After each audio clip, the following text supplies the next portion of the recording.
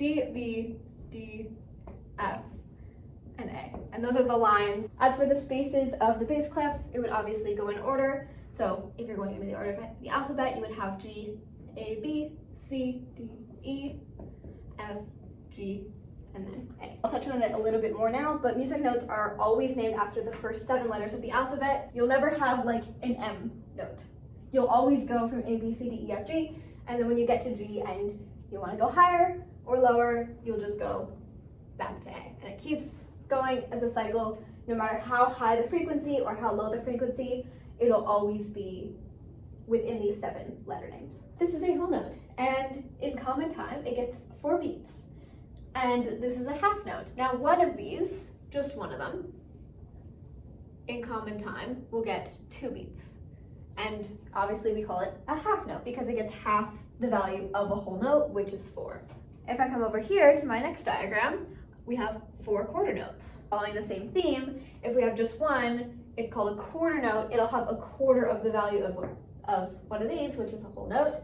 So it'll have a single beat. The top one actually means that there will be 4 beats per measure. So whatever number is on top of the fraction is the number of beats per measure that you will have. And then the bottom one, or like the denominator of the fraction, if you're thinking in math terms, is actually what kind of note gets 1 beat.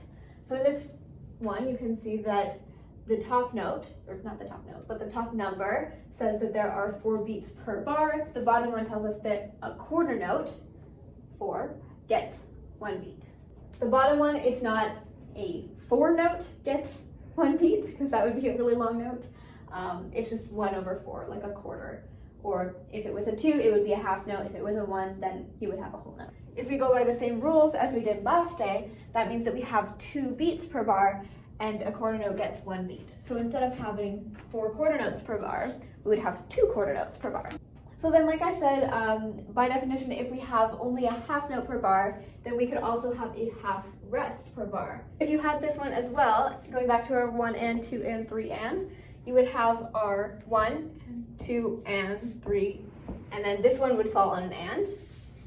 General rules of music is that the heaviest beats fall on the beats, but if you look at something like jazz music or music with a lot of variability in it, even things like orchestra music, you can see that there's a lot of syncopation, which is where you have a note. For example, I'll use this 3 and beat that I wrote here, where the downbeat or the main like heaviest point of the note is actually going to be a rest. You're not going to play there, and then you're going to play a heavy note on the and of that beat. You're going to play it when it's delayed, when you would typically be resting or be fading out from a previous note. So that's what syncopation is.